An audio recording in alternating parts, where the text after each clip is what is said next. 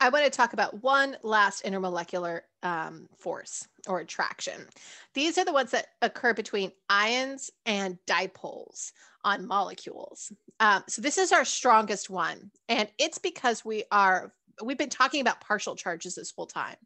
And this interaction is actually taking place with something that is a full charge or more. So it's going to be at least +1 or -1 for our ion, but it could be +3 or -3 and even bigger.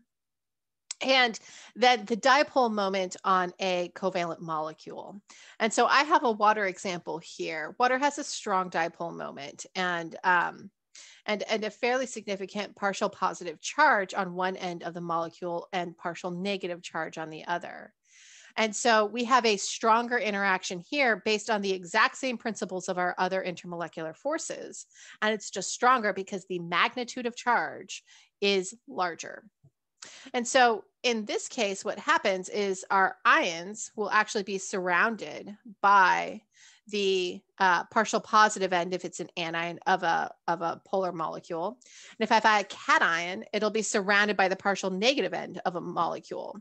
And depending on the size of that cation or anion, we can fit more or less of these molecules with dipole moments around it.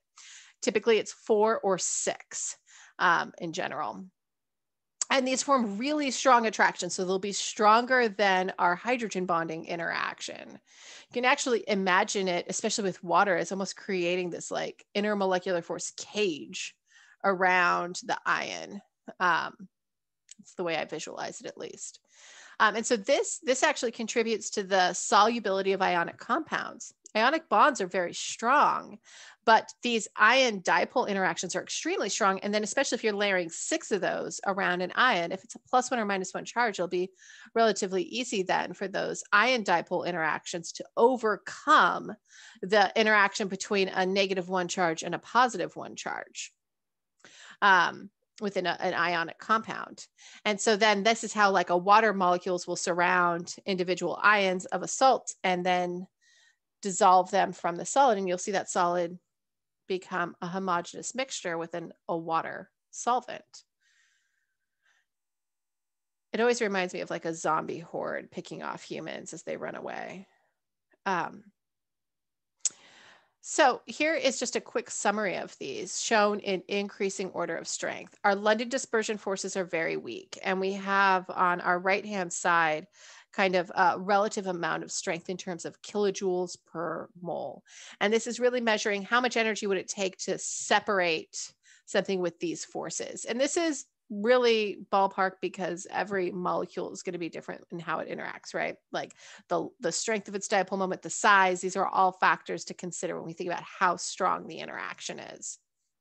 And so for our London dispersion forces, it's going to be kind of on this order of less than like around 20 or less kilojoules per mole.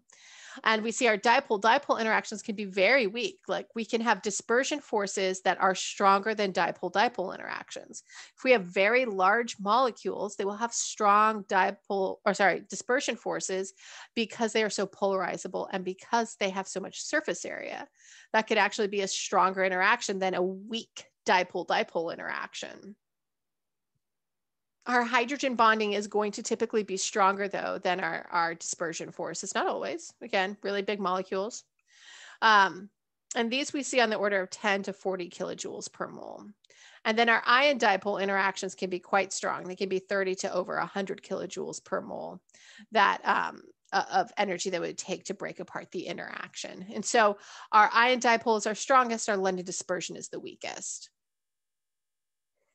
When you are evaluating the intermolecular forces for a molecule, again, imagine that the molecule is surrounded by other molecules that look just like it. How do those same molecules interact with each other? And then evaluate all of the forces that are at play. So when I'm looking at a molecule, I will list in my head if everything that it will have that will be an interaction. So it will always have London dispersion forces. And then maybe it also has dipole on top of that, and they stack on top of each other. So they it's additive, the attractive forces.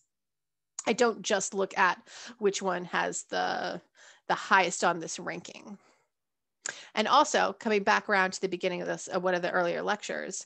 So London dispersion forces require an electron cloud. A hydrogen cation is just a naked proton. It doesn't have an electron cloud. Now, granted, if that is like in water at all or any other solvent, like it's not going to exist just as a naked proton on its own. It'll like form a bond to water and become H3O+. But it's my example of something that doesn't have London dispersion forces.